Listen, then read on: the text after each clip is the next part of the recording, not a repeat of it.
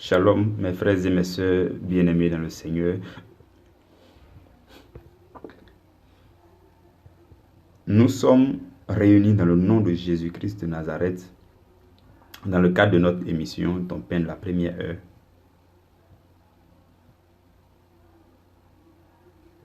Nous lisons la parole de Dieu dans Hébreux chapitre 9, à partir du verset 1 jusqu'au verset 14.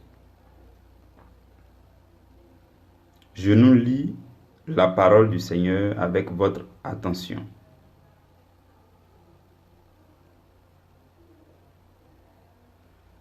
La première alliance avait donc des ordonnances relatives au culte et un sanctuaire terrestre. En effet, un tabernacle fut construit. Dans la partie antérieure appelée le lieu saint était le chandelier, la table et les pains de proposition. Derrière le second voile se trouvait la partie du tabernacle appelée le Saint des Saints, renfermant l'encensoir d'or pour les parfums et l'arche de l'alliance entièrement recouverte d'or. Il y avait dans l'arche un vase d'or contenant la manne, la verge d'Aaron qui avait fleuri, et les tables de l'alliance. Au-dessus de l'arche étaient les chérubins de la gloire, couvrant de leur ombre le propitiatoire. Ce n'est pas le moment de parler en détail là-dessus. Au verset 6, il est dit: Or, ces choses étant ainsi disposées, les sacrificateurs qui font le service entrent en tout temps dans la première partie du tabernacle, et dans la seconde, le souverain sacrificateur seul entre une fois par an, non sans y porter du sang. Je reprends, non sans y porter du sang, qu'il offre pour lui-même et pour le péché du peuple. Le Saint-Esprit montrait par là que le chemin du lieu très saint n'était pas encore ouvert, tant que le premier tabernacle subsistait. C'est un symbole pour le temps présent. Il signifie que les dons et sacrifices présentés ne peuvent rendre parfait sous le rapport de la conscience celui qui rend ce culte. Ils étaient avec les aliments, les boissons et les diverses ablutions, les ordonnances charnelles imposées seulement jusqu'à une époque de réformation. Mais Christ est venu comme souverain sacrificateur des biens à venir. Il a traversé le tabernacle plus grand et plus parfait, qui n'est pas construit de main d'homme, c'est-à-dire qui n'est pas de cette création, et il est entré une fois pour toutes dans le lieu très saint, non avec le sang des boucs et des veaux, mais avec son propre sang, ayant obtenu une rédemption éternelle. Car si le sang des taureaux et des boucs et la cendre d'une vache répandue sur ceux qui sont souillés sanctifie et procure la pureté de la chair, combien plus le sang de Christ qui par l'Esprit éternel s'est offert lui-même sans tache à Dieu, purifiera-t-il notre conscience des œuvres mortes, afin que vous serviez le Dieu vivant. Parole du Seigneur. Nous rendons grâce à Dieu. La lecture a été longue. J'espère que vous avez suivi. Et si vous n'avez pas suivi, nous aurons l'occasion de revenir sur certaines choses. Vous aurez aussi l'occasion de relire le texte en entier. Vous pouvez même lire tout le chapitre. Ça vous fera beaucoup de bien spirituel. Nous lisons un deuxième passage dans le même livre des Hébreux, au chapitre 10 cette fois-ci, les versets 18, 19 et 20. Je nous lis la parole du Seigneur. La Bible dit: Or, là où il y a pardon des péchés, il n'y a plus d'offrande pour le péché. Ainsi donc, frères, nous avons au moyen du sang de Jésus une libre entrée dans le sanctuaire, par la route nouvelle et vivante qu'il a inaugurée pour nous au travers du voile, c'est-à-dire sa chair. Parole du Seigneur. Nous rendons grâce à Dieu. Donc le deuxième passage que nous venons de lire, c'est ce qui nous donne notre sous-thème de ce jour. Notre sous-thème de ce jour nous dit que nous avons au moyen du sang de Jésus une libre entrée dans le sanctuaire. Une libre entrée dans le sanctuaire. Mes frères et mes sœurs dans le Seigneur, le sanctuaire, c'est l'endroit où Dieu se rencontre. C'est l'endroit de la présence intense de Dieu.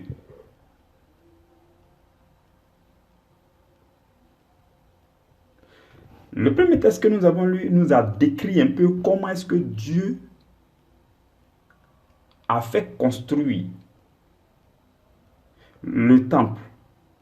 Comment est-ce que les choses étaient positionnées. Le texte nous parle de 3 parties. Il y avait le parvis. On peut parler même du parvis intérieur. Et il y avait le lieu saint. Ensuite, il y a le lieu très saint, ou encore le saint des saints.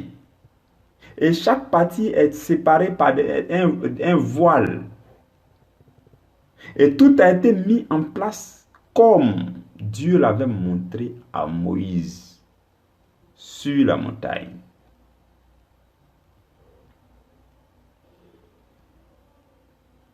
Et la Bible dit que les sacrificateurs, que ceux-là même que Dieu a choisis pour intercéder pour le peuple, pour être représentants du peuple, pour sacrifier, pour faire des sacrifices à Dieu en faveur du peuple, ceux-là pouvaient entrer en tout temps dans le temple. Mais seul le sacrificateur pouvait entrer dans l'endroit où il y a la présence intime et profonde de Dieu qu'on appelle le lieu très saint. Et il ne pouvait y entrer que chaque année, une seule fois.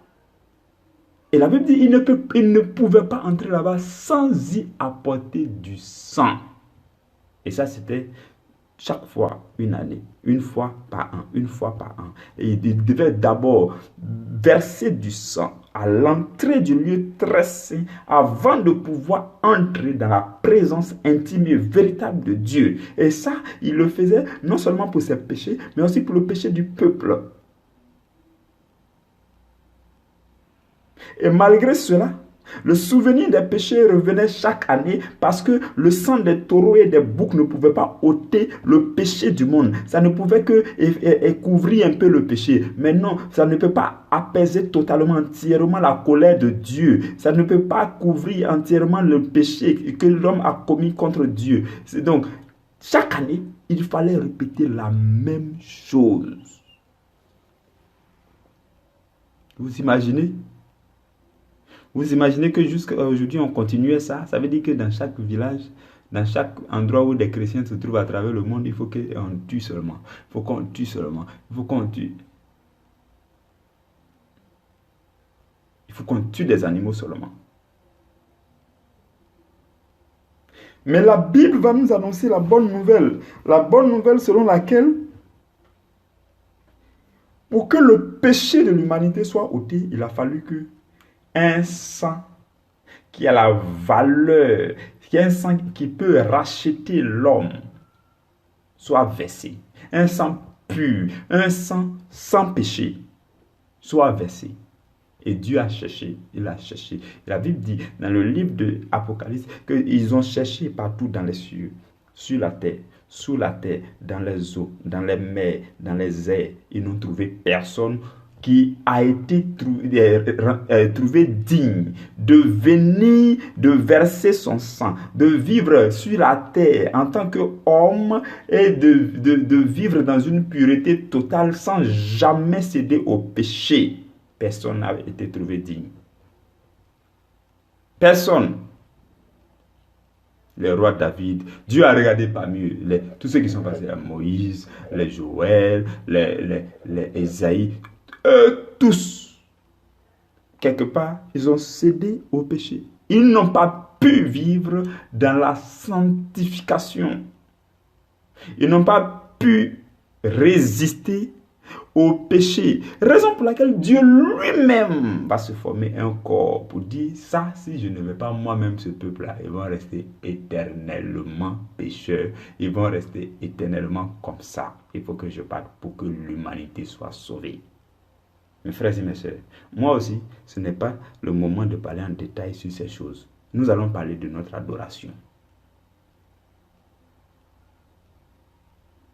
Ce que Jésus a fait, la Bible nous dit que quand il l'a fait, il a inauguré pour nous une route nouvelle pour que désormais nous puissions chacun entrer dans cette présence intime de Dieu, dans ce lieu très saint-là, nous puissions l'expérimenter à n'importe quel endroit.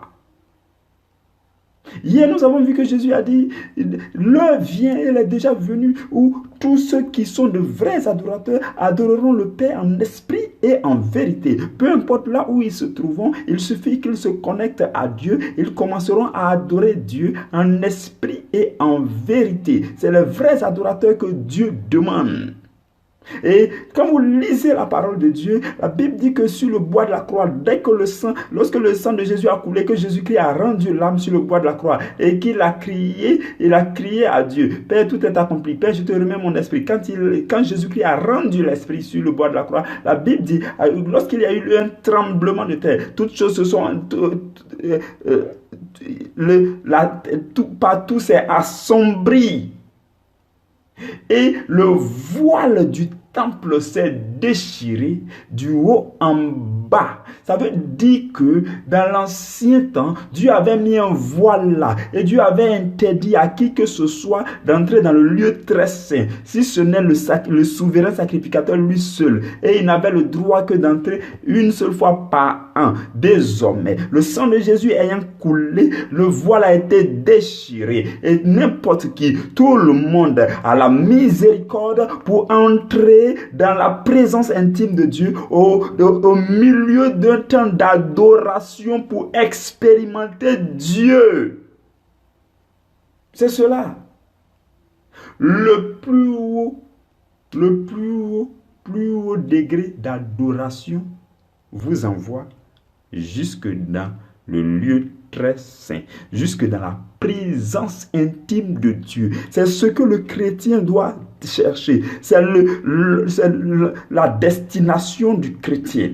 Tout ce que nous faisons, nous sommes comme dans les parvis extérieurs du temple de Dieu. Partout où tu passes chaque journée, c'est comme si tu es dans les parvis extérieurs du temple de Dieu. Ta connexion avec Dieu n'est pas aussi raffinée. Ce n'est pas aussi clair. C'est un peu flou parce que tu marches comme... Suivez-moi bien, mes frères et mes sœurs. Je suis en train de nous donner une image forte pour les uns et pour les autres. Chaque jour, ta vie chrétienne que tu vis, je te le dis, c'est comme si tu marchais dans les parvis du temple de Dieu. Ta connexion avec Dieu n'est pas totalement claire parce que peut-être tu es encore dans les parvis extérieurs. Et donc, plus tu lis la parole, tu écoutes, tu médites, ainsi de suite. C'est comme si tu avançais vers l'intérieur. Donc, tu rentres dans les parvis intérieurs. Et donc, tu peux commencer à vivre ta vie dans les parvis intérieurs où tu perçois un peu la lumière qui vient du lieu très saint. Mais plus tu approfondis encore ta relation avec le Seigneur, tu avances encore un peu. Tu peux aller jusque dans le lieu saint. Et quand tu es dans le lieu saint, tu commences à percevoir encore de plus en plus clairement la lumière venant de Sion, la lumière venant du lieu très saint, la lumière venant du sanctuaire, la lumière venant de là où Dieu habite. Et plus tu avances et que tu prends des moments d'adoration, des moments d'intimité profonde, des moments où tu adores Dieu en esprit et en vérité, mon frère et ma soeur, tu te retrouves comme dans la présence intime de Dieu. Et tu te retrouves comme dans le lieu très saint. C'est l'adoration seule qui peut vous conduire jusque dans la présence intime de Dieu. La présence intime de Dieu. Ou quand tu te trouves, tu as l'impression que tout est calme devant toi, autour de toi. Tu as l'impression qu'il y a un silence total, que tu es dans la présence véritable de Dieu. Et quand tu te trouves dans la présence de Dieu, tu as droit à tout. Oh, tu contemples Dieu, tu magnifies Dieu, tu es dans sa présence. Tu n'as plus envie de sortir de ce moment d'adoration. Oh, à partir d'aujourd'hui, je te le dis, je déclare que tu vas vivre des moments d'adoration où tu n'auras pas envie de sortir de ce moment, parce que tu auras envie de demeurer dans la présence de Dieu. C'est ça la véritable adoration. La véritable adoration nous conduit jusque dans le lieu très saint. Et regardez ce que la Bible dit. La Bible dit que dans le lieu très saint se trouvait l'arche de l'alliance. Et dans l'arche se trouvait la verge d'Aaron, la manne. Et la Bible dit, la verge d'Aaron qui avait fleuri, la manne, et puis les tables de la loi. Quand tu adores Dieu, que tu adores Dieu en esprit et en vérité, que tu es dans la présence intime de Dieu, que ton cœur est connecté à Dieu, tu commences à expérimenter, tu commences à recevoir de Dieu, tu commences à entendre Dieu, tu commences à recevoir les paroles de Dieu, tu commences à voir clairement les 10 commandements, enfin pas seulement les 10 commandements, mais la parole de Dieu. Et cela est symbolisé par les tables de pierre qui sont à l'intérieur de l'arche de l'alliance. Et la Bible parle aussi de la verge d'Aaron qui a fleuri. Ça veut dire que dans ta vie, une verge c'est un bâton. Donc ça veut dire que dans ta vie, tout ce qui est stérile, tout ce qui est objet, tout ce qui n'évolue pas, tout ce qui est méprisé, tout ce qui est un simple objet va commencer à porter du fruit. Et imaginez qu'un objet, un bâton commence à porter du fruit. Ce n'est que dans la présence intime de Dieu qu'un bâton peut porter du fruit. Un bâton peut fleurir. Ce n'est que dans la présence de Dieu que ta situation stérile là va porter beaucoup de fruits. Et là-bas aussi se trouve la manne, la nourriture divine, la nourriture spirituelle. Dieu va commencer à t'enseigner. Il va commencer à te donner la lumière sur certains sujets. Il va commencer à t'éclairer. Il va te donner une illumination pas possible. Ce n'est que dans la présence de Dieu. Je vous le dis, mes frères et mes soeurs, moi, le plus souvent, ce que j'expérimente, peu importe l'endroit où je me trouve, que ce soit dans une assemblée, qu'on adore Dieu, on adore. Quand j'arrive à un certain moment, je n'adore plus. Mon adoration est très intérieure. Même si mes yeux sont ouverts, je suis comme si tout autour de moi est calme, libre, tranquille. Et mon cœur maintenant parle à Dieu. Je reçois de Dieu clairement. J'entends. Le Seigneur me donne des enseignements. Tel verset, tu vois ce que ça veut dire. Voilà. Ainsi de suite. La claire vision de chaque chose, parce que tu as évolué de tes propres forces. Dans l'adoration, tu as marché, tu as fait un pas de plus à chaque fois. Tu as évolué et tu es allé depuis le pavis extérieur, tu es passé par le pavis intérieur, tu es arrivé dans le lieu saint, ensuite tu es avancé vers le lieu très saint. Et une fois que tu es là-bas, tu commences à recevoir de Dieu. Ce n'est que dans l'adoration qu'on peut recevoir aussi les révélations profondes de la parole de Dieu. Dieu va vous communiquer des choses pas possibles. Dans sa présence intime. Et celui qui nous l'a permis, c'est Jésus. Et son sang précieux qui a coulé. Et il a déchiré le voile pour que vous et moi, nous soyons capables d'adorer Dieu jusqu'à l'expérimenter, à l'entendre, à l'écouter, à le recevoir, à bénéficier de tout ce qui nous attend dans le lieu très saint. Il y a beaucoup de choses. C'est le lieu très saint qui est la destination ultime de celui qui prie. Le véritable adorateur, sa destination, c'est le lieu très saint. C'est là-bas que Dieu l'attend.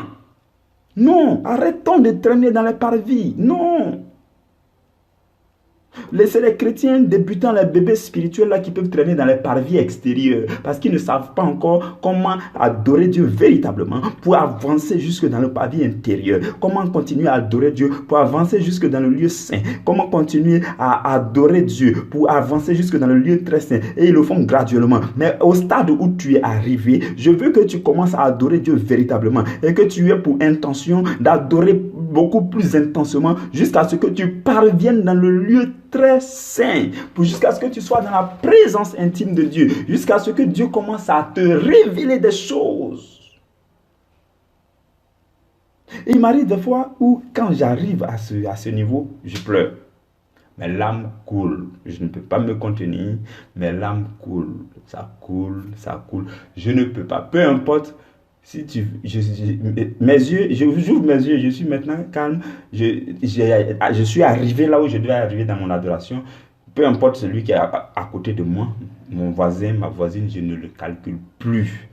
Je m'en fiche, mais je suis dans la présence intime de Dieu. Mes larmes coulent et je reçois les révélations claires. Et il m'arrive des fois de prendre en même temps un cahier parce qu'il faut que j'écrive. Et j'écris, je griffonne, j'écris des choses. Tout ce que je reçois, j'écris pendant un bon moment. Pendant ce temps, d'autres peuvent continuer en train d'adorer. Il y en a qui sont peut-être encore dans les parvis extérieurs, qui sont en train de faire l'effort d'avancer dans le lieu saint pour aller vers le lieu très saint. Mais moi, comme je suis déjà dans le lieu très saint, je suis en train de recevoir et j'écris.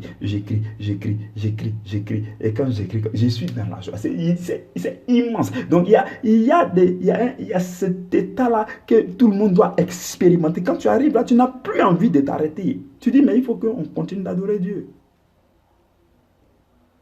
Je ne sais pas quelles sont les communautés que vous fréquentez. À l'église catholique, le plus souvent, on est trop timide. Ça ne peut pas, ça arrive rarement au niveau, au cours de la messe. Sauf si vous êtes vraiment connecté. La même chose m'est arrivée lorsque j'étais à Casa, en mars passé, lorsque le pape, nous sommes allés rencontrer le pape à Rabat. C'était la première visite, enfin la première visite de ce pape-là au Maroc. Nous sommes allés à Rabat. La même chose m'est arrivée. La même chose. Dès que le pape est rentré, la messe a commencé. J'ai pleuré du début jusqu'à la fin de la messe. Je n'ai pas calculé tout ce qui était autour de moi parce que l'onction était remplie. J'ai dit, je pouvais percevoir et toucher l'onction qui était dans la salle, dans le stade. Non, c'était magnifique. C'était tout simplement merveilleux et je ne pouvais pas résister. Non, mes larmes ne pouvaient pas résister. Tout coulait et je pouvais sentir, toucher, percevoir le Saint-Esprit, la puissance de Dieu.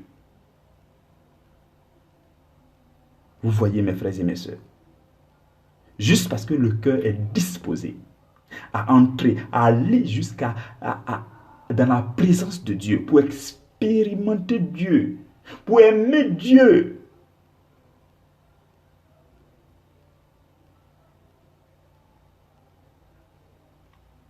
C'est cela, mes frères et mes sœurs. Et Jésus-Christ nous l'a permis. Jésus-Christ nous l'a permis par le sacrifice de son sang sur le bois de la croix.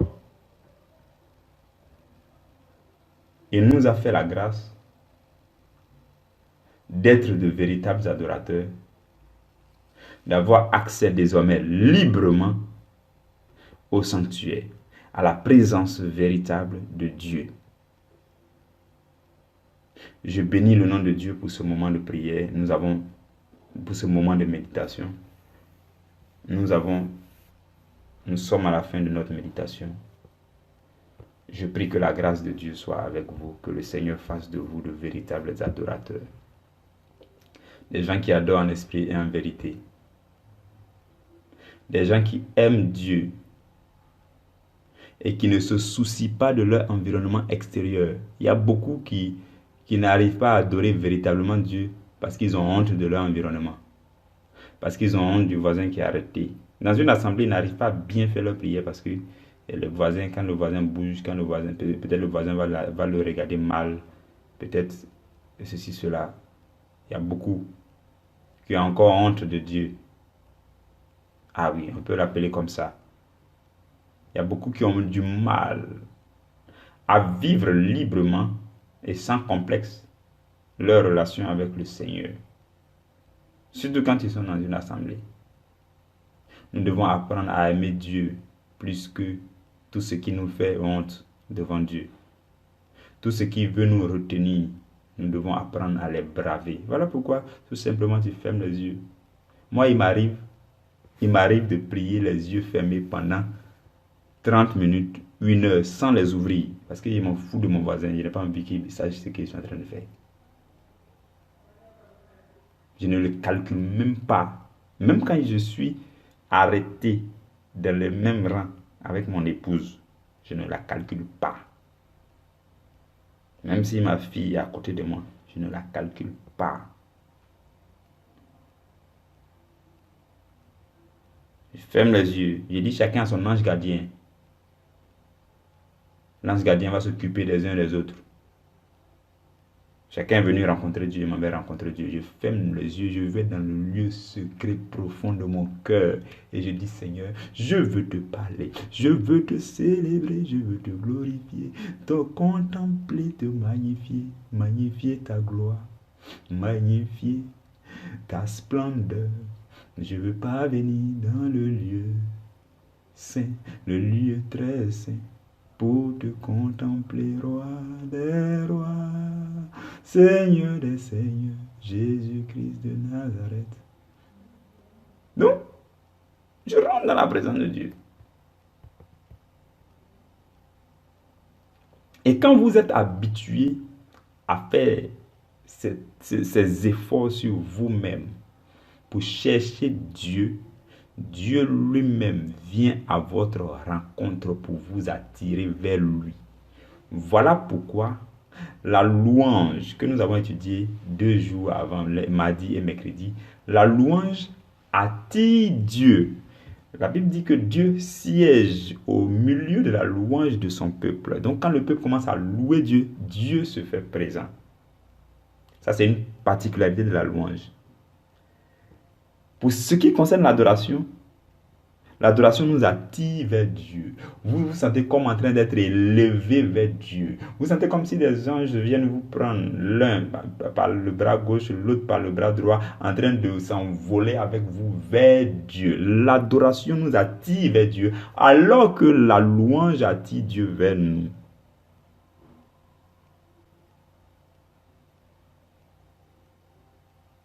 C'est cela l'adoration, qui fait que vous allez de plus en plus dans les hauteurs.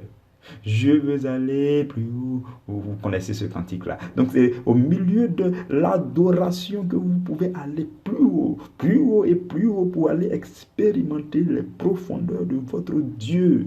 Votre Dieu, vous devez l'expérimenter, mes frères et mes sœurs. Et c'est dans l'adoration. Nous devons apprendre à fournir tout ce que nous pouvons fournir pour adorer Dieu, pour rencontrer Dieu. Mes yeux ne peuvent pas m'empêcher d'adorer Dieu. Aucun capteur, aucun des 5 sens ne doit m'empêcher d'adorer Dieu. Non. Souvent dans les assemblées, on dit attrapez vos mains et puis vous priez pour l'autre. Mais quand prière commence à devenir adoration, je laisse ta main parce que je ne veux pas que le toucher m'empêche. Voilà. Souvent même, je n'aime pas trop attraper les mains des gens. Voilà. La paume de la personne est très chaude. Et puis voilà, toi aussi ta paume est bien chaude. Dans son cœur là-bas, son corps est chaud. Surtout quand c'est une fille et puis un garçon. Donc vous n'êtes plus concentré là. Parce que là, c'est grave. Donc je laisse la main. Quand j'ai ce genre d'assentiment, je laisse ta main. Je dis, il faut que chacun parte de son côté. Je vais prier pour toi.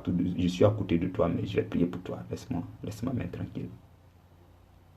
Par contre, si c'est un gars, que c'est homme, il n'y a pas de souci, on va s'attraper, on va prier les uns pour les autres. Mais donc, faisons attention parce que les 5 sens-là peuvent nous faire dévier. De la même façon que les yeux ouverts peuvent vous distraire dans votre adoration, de cette même façon, quelque chose que vous avez touché peut vous distraire dans votre adoration. De cette même façon, une bonne odeur, si ils sont en train de faire un très bon repas à côté, la bonne odeur-là ne peut pas vous aider dans votre adoration.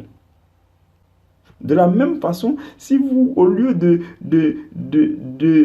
vous concentrer sur vous-même, vous écoutez la prière de votre voisin, vous êtes attentionné par la prière, par ce que l'autre dit, vous ne pouvez pas bien avancer dans l'adoration. L'adoration, c'est faire l'effort de désactiver si on le peut, nos sens, afin que les sens spirituels puissent nous conduire vers Dieu, puissent capter ce qui vient de Dieu. Faire l'effort de désactiver le fonctionnement des yeux pour que les yeux du cœur puissent voir Dieu. Faire l'effort de désactiver le toucher, faire l'effort de désactiver l'odorat, faire l'effort de désactiver le fonctionnement de l'oreille. Faire l'effort de désactiver le fonctionnement des 5 sens là pour que les sens spirituels puissent capter ce qui vient de Dieu. Et il arrive souvent, je vous dis quelque chose. Ce qui fait que souvent, quand vous êtes dans une adoration, et tout d'un coup, vous commencez à faire une vision ou bien à faire une extase, ça dit que c'est comme les anges viennent comme ça. Et puis, ils désactivent le fonctionnement de votre oreille. Ils désactivent le fonctionnement de vos sens. Ainsi de suite. Et vous êtes comme si vous ne sentez plus rien du monde extérieur. À partir du moment où on dit que vous êtes entré dans la sphère spirituelle, dans le domaine du spirituel, vous êtes entièrement spirituel. Vous ne voyez, vous ne verrez, vous ne sentirez que tout ce qui est spirituel. Et Dieu commence à se communiquer à vous. Mais pour arriver à ce niveau, il faut faire l'effort sur vous d'abord. Il faut vous-même vous forcer à ignorer les distractions que peuvent vous causer les 5 sens pour aller vers Dieu. Pour faire un pas de plus vers le lieu saint, un pas de plus vers le lieu saint, de plus en plus vers le lieu très saint, ainsi de suite, pour aller expérimenter les profondeurs de Dieu. C'est ça l'adoration, mes frères et mes sœurs, et nous devons adorer Dieu véritablement. Je rends grâce à Dieu pour vos vies. Nous allons nous arrêter là pour nous retrouver demain. Demain dès la première heure pour traiter notre dernier sous-thème de la semaine. Et il va nous rester 2 semaines. La semaine prochaine, nous parlerons de la prière dans l'esprit. La prière dans l'esprit. C'est là que nous allons parler du parler en langue, ainsi de suite. Donc, restez connectés, mes frères et mes sœurs. La semaine prochaine, ça sera beaucoup plus dynamique. Ça sera plus intéressant. Vous allez découvrir beaucoup de choses que vous n'avez pas encore découvert concernant le parler en langue. Il y a certains sujets qu'ils ne maîtrisent pas, ils n'en savent pas trop. La semaine prochaine, on va en parler dans les détails. On va se laisser conduire par le Saint-Esprit. Que la grâce de Dieu demeure avec vous. On se retrouve d'abord demain et ensuite la semaine prochaine. Au nom de Jésus. Amen.